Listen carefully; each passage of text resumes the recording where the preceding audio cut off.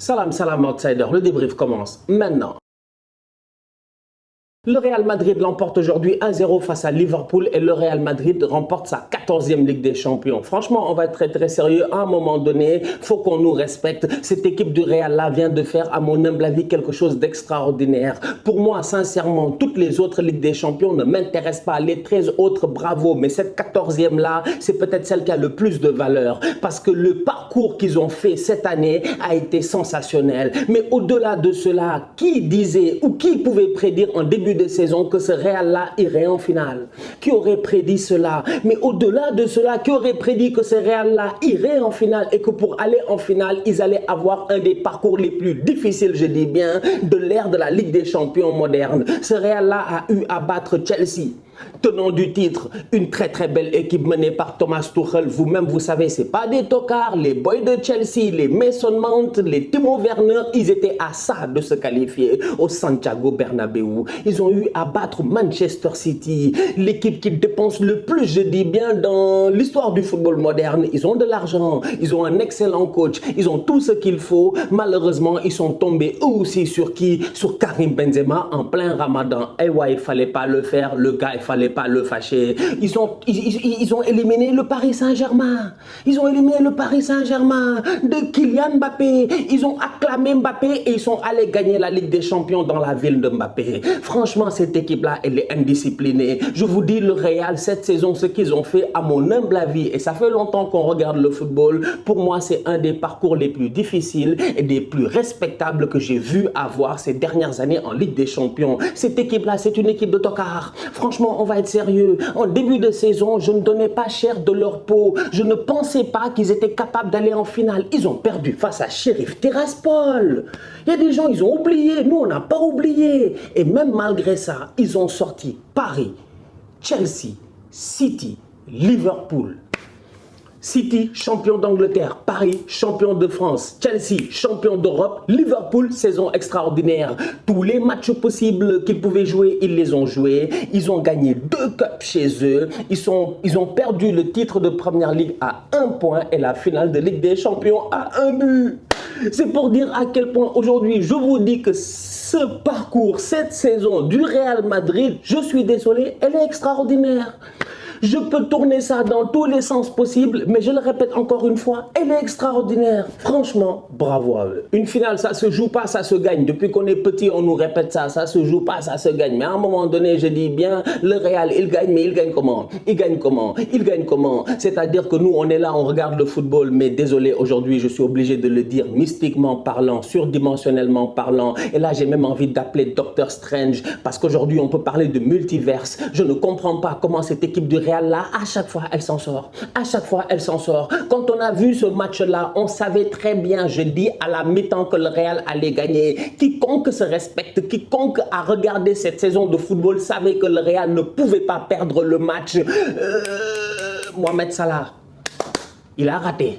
Sadio Mané, encore une fois, lui, à chaque fois qu'il joue le Real, il touche le poteau. Sadio Mané en 2018, quand ils ont joué la finale, il touche le poteau, il marque un but, il peut mettre un doublé, il passe à ça, malheureusement, d'être le héros du match. Aujourd'hui, encore une fois, il touche le poteau. Salah, il rate. C'est-à-dire que tout cela s'est arrivé, mais Thibaut Courtois, aujourd'hui, dites-moi quel genre de cap il avait sur lui pour nous faire un match comme il a fait aujourd'hui. Il a été extraordinaire. Il a été extraordinaire. Franchement, c'était un super héros sur le terrain. Thibaut Courtois, aujourd'hui, c'est au moment où Salah fait le contrôle à la Zinedine Zidane, devant les yeux de Zinedine Zidane, qui était en tribune, et qu'il fait l'accélération sur Ferland Mendy, et qu'il décide de ne pas aller sur son pied gauche, et qu'il frappe pied droit, et que la frappe pied droit là, elle est parfaite. Salah ne peut pas faire une frappe pied droit, je répète, pied droit. Salah, c'est un gaucher, plus parfaite que celle-là. Et Thibaut Courtois a fait l'arrêt. Thibaut Courtois, le ballon est en train de traîner, il est remis au deuxième poteau, Salah vient, il touche le ballon doit rentrer, Thibaut quitte le premier poteau, il court comme un malade. J'ai jamais vu un Belge aussi déterminé que ça de ma vie pour venir faire l'arrêt. C'est extraordinaire. Thibaut Courtois aujourd'hui, il a été sensationnel. C'est l'homme du match. C'est l'homme du match. C'est même pas la peine de beaucoup parler. C'est l'homme du match. Et je vous l'ai dit ici parce que nous, on a débriefé toute la saison du Real. Je vous l'ai dit à qui? Je vous l'ai dit à qui? Que sans Karim Benzema et Thibaut Courtois, le Real, ils se battent pas pour le titre en Liga. Et la Ligue des Champions, sûrement, ils ne la gagnent pas. Extraordinaire effectif. Des joueurs sensationnels. Un Thibaut Courtois de gala. Que dire de Fede Valverde? C'est-à-dire que cette équipe-là, franchement, on va être très sérieux. Je dis que c'est des tocards et je maintiens. Je maintiens parce que le Real n'était pas censé gagner la Ligue des Champions. Mais ils nous ont montré, franchement, qu'ils sont hors calibre. Ils sont hors calibre. Fede Valverde a fait le match de sa vie. Aujourd'hui, sur le côté droit, j'avais l'impression de revoir, je dis bien, Thierry Henry, Arsenal-Barça 2006 dans le même stade, au Stade de France.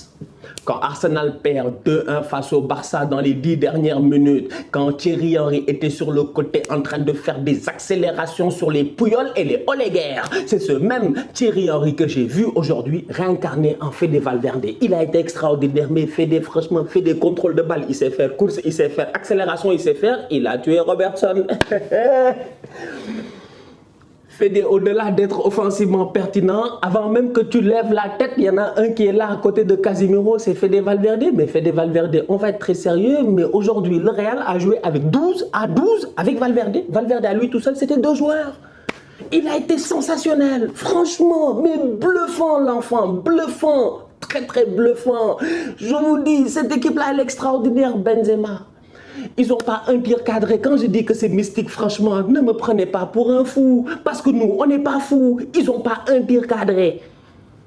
Le premier ballon qui traîne, il y a eu but. Heureusement, il y avait hors-jeu. Ils ont été sauvés. Et même là encore, on peut parler d'interprétation, de machin chouette. Est-ce que Fabinho, c'était volontaire ou pas volontaire? Bref, c'est pas important. Finalement, ils ont gagné. Mais c'est pour dire à quel point que ce Real-là, quand ils sont dominés, quand ils sont dos au mur, c'est là où ils sont le plus dangereux. Franchement, en toute honnêteté, le Real en tant que tel, je dis, c'est eux les vrais bandits. Tu les accules. 9 mm à la tempe, dos au mur, ils utilisent le mur comme ressort, ils ressortent, ils te tapent, ils te mettent KO. C'est extraordinaire. Top performance de la part de Karim Benzema et de Vinicius. Si tu regardes le match en tant que tel, tu vois que Liverpool, franchement, entre nous, et je répète encore une fois, cette victoire-là, elle n'a rien de logique. Elle n'a rien de logique. Mais footballistiquement parlant, ils s'en sont sortis. Valverde extraordinaire, Courtois extraordinaire. Aujourd'hui, on va être très sérieux. Karim Benzema et Vinicius. Mais comment est-ce que Benzema, Vinicius et un demi-Valverde, franchement, un demi-Valverde, on peut même pas dire que c'est un Valverde complet. Puisque Valverde était là en train de jouer... comment il s'appelle, 7 et puis 6. Valverde, il était ailier, il était, je dis bien, milieu défensif. C'est-à-dire que c'est Benzema, c'est Vinicius, un demi-Valverde, c'est Benzema qui a traumatisé cette équipe de Liverpool là sur chaque sortie de balle. C'est là où tu vois que eux, c'est des bandits. Tu vois 6 joueurs de Liverpool, tu vois Vinicius et Benzema. Les gars vont te faire une de jusqu'à... Ils vont trouver un petit espace ou un truc bizarre pour qu'il y ait cafouillage pour que le ballon y rentre. Fede Valverde, lui, j'en parle même pas. C'est-à-dire que cette connexion Vinicius-Benzema, aujourd'hui, encore une fois, elle a été extraordinaire. Liverpool, normalement, devait marquer ce soir. Il devait marquer ce soir. Franchement, il devait marquer ce soir. Défensivement parlant, en plus, ils n'ont pas été mauvais. Mais ce Real-là a quelque chose, je vous l'ai dit, que nous-mêmes, on ne sait pas. C'est quelque chose que le mot chose lui-même ne sait pas. Konaté, il fait une top performance. Top performance. On ne peut pas dire plus top performance que ce que Konaté il a fait aujourd'hui pour sa première finale de Ligue des Champions dans sa ville à Paris. Tu ne peux pas faire plus top performance que cela. Tu ne peux pas. Tu peux pas. Traite Alexander-Arnold, même défensivement, il sait gérer. Franchement, c'est-à-dire que les gars, le Real, ils sortent à 3, ils traumatisent l'Angleterre. C'est abusé, franchement, les Espagnols, c'était pas des Madrilènes, c'était des conquistadors. Mais c'est incroyable, c'est incroyable. Ils allaient à l'abordage, ils étaient sûrs de gagner. Et finalement, ils ont gagné. Je dis aujourd'hui, moi, je suis désolé, dans le football, il y a des choses logiques, il y a des choses un peu moins logiques, mais il y a des choses qui sont très mystiques. Et ce Real-là, il est juste extraordinaire. Et c'est détestable. C'est limite détestable, je vais vous dire la vérité, c'est détestable. Franchement, c'est détestable. Moi, ça, je trouve ça injuste. Mais j'aurais aimé que mon équipe, elle soit comme ça. En fait, c'est ça le paradoxe. C'est que tu les regardes et tu te dis, mais c'est pas juste. C'est pas juste. C'est pas juste, comme dirait Tite. Franchement, c'est pas juste. Mais en réalité, tu veux être comme eux. Tu veux vraiment avoir une équipe comme eux. Franchement, cette mentalité de gagne-là, si Arsenal avait ça, on ne serait pas là. On ne serait pas là. C'est-à-dire que les gars, même quand ils sont les plus tocards, ils s'en sortent. C'est incroyable. Bravo. Franchement, bravo. Et encore beaucoup de respect à cette équipe de Liverpool-là pour la saison qu'ils ont fait, pour le parcours qu'ils ont fait, pour le match qu'ils ont fait. Ils ont tout donné. C'était vraiment, je dis, la meilleure... Tu ne pouvais pas faire mieux. En fait, le Real, j'ai dit, aujourd'hui, ils peuvent s'asseoir et dire la 14e Ligue des Champions. À elle tout seule, peut-être, elle vaut 13 Ligue des Champions. Franchement, extraordinaire. C'est une équipe qui a perdu son capitaine, Sergio Ramos, qui a perdu un défenseur qui était un leader, je dis bien un pilier depuis plus de 10 ans, Raphaël Varane. C'est une équipe qui a perdu il y a quelques années Cristiano Ronaldo, meilleur buteur de son histoire, de son club, avec plus de 450 buts et quelques. Bref, le Real, ces dernières années, ils sont techniquement, on va être très très sérieux, en reconstruction. C'est un Real qui est normalement en reconstruction. Zidane était parti, il est revenu, ça a été compliqué. Bref, c'est un Real qui normalement n'est pas au top de sa forme. Ils sont en ce moment clopin. Et c'est en trottinant ils sont venus nous traumatiser, je dis aujourd'hui en Ligue des Champions. Avec normalement une équipe qui est dans une phase de transition. David Alaba vient d'arriver, intouchable, top saison. Eder Militao, j'en parle même pas. Top saison. Dani Carvajal, il a été critiqué, ça a de temps en temps été compliqué, mais quand il fallait être là et faire le taf, il nous a montré que des Ligues des Champions, il en a gagné. Ferland Mendy, on ne le respecte pas parce qu'il n'est pas assez brésilien, c'est vrai, il n'a rien d'un Ferlandinho. Franchement, on va être très très sérieux. On ne peut pas mettre Igno à la fin de son nom parce que Ferland Mendy, passement de jambes, crochet, il ne sait pas faire, mais Ferland Mendy en termes de volume de jeu et de concentration, de placement défensif, c'est un excellent défenseur. Kroos, Casemiro, Modric, à eux trois, ils ont joué aujourd'hui leur 4e finale de Ligue des Champions et ils l'ont gagné. Je dis à eux trois, titulaires, et ils l'ont gagné. Et je ne sais même pas combien de Ligue des Champions ils ont gagné individuellement et collectivement. Il y a près de 15 Ligues des Champions là-bas, c'est abusé. Karim Benzema, 5 champions, comme Cristiano Ronaldo, il n'a plus besoin de parler, franchement. Donnez-lui son ballon d'or, passons à autre chose. On est fatigué. C'est-à-dire qu'aujourd'hui, franchement, je dis le Real. Je répète encore, c'est un club de tocards qui a réussi à faire une saison de superstar. Mais vous n'êtes pas bluffé par ce qui vient de se passer. C'est-à-dire que c'est pas Chelsea, c'est pas City, c'est pas Liverpool, c'est pas... Bon, le Barça, c'est vrai que comme j'ai dit, Laporta, tout ça, ils n'ont qu'à aller travailler. Parce que quand tu vois la situation des voisins, tu sens qu'il y a des problèmes. Mais tous ces grands clubs anglais-là n'ont pas soulevé la Ligue des Champions et ils ont tous été éliminés par le Real Madrid. On parle souvent des parcours et tout. Liverpool a eu un parcours qu'on peut considérer comme étant peut-être un parcours un peu plus simple, même si tous les parcours sont respectables. Mais ce parcours du Real-là, encore une fois, extraordinaire. Extraordinaire.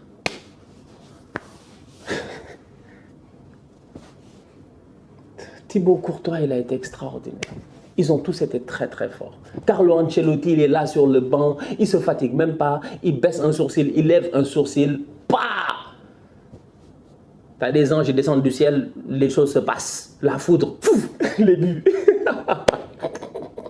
C'est incroyable, ici. Ouais, non, on n'est pas des tocards, quoi, franchement. C'est-à-dire que même pour expliquer ça, on va me dire, le Real, ils ont fait comment pour gagner leur 14e Ligue des Champions? Je vais dire, je ne sais pas. Voilà, la vraie réponse honnête, c'est dire je ne sais pas. Maintenant, toute autre chose que tu dis, c'est des suppositions. Parce que réellement, personne ne sait, à part Karim Benzema. C'était son destin, c'était son année. Tout s'est bien passé et j'espère que ça s'arrête là. Parce que si ça ne s'arrête pas là, Karim Benzema, dans quelques mois, il sera champion du monde. C'est ça qui me fait peur. Je vous dis, si la barricade de Benzema compte, je dis bien, durer tout 2022, on est foutu. C'est moi qui vous le dis parce qu'à un moment donné, il va falloir qu'on se lève sur le cas Benzema. Mais Karim, tu nous fatigues. Karim, tu peux pas...